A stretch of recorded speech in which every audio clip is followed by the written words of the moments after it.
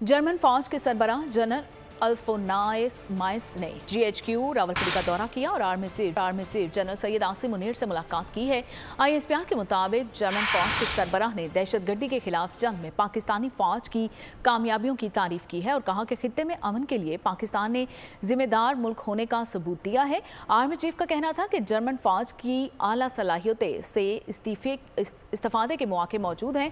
दोनों फौज में पेशावराना महारत के तबादले में वसी मौके मौजूद हैं। पाकिस्तान खित्ते के अमन के लिए जर्मन हुकूमत के किरदार को कदर की निगाह से देखता है। अगर आपको ये वीडियो पसंद आई है तो हमारे चैनल को सब्सक्राइब कीजिए और बेल आइकन को प्रेस कीजिए। डिजिटल लोन स्कैम, आवाम को कर्जों के जाल में फंसाकर लूटने वाले भेड़िए बेनकाब। बोल की काविशें बाराबर साबित हो गईं। ऑनलाइन कर्ज माफिया के गिर्द घेरा तंग हो गया है। बोल ने दिया अपने आवाम का साथ, उठाई इस स्कैम के खिलाफ आवाज।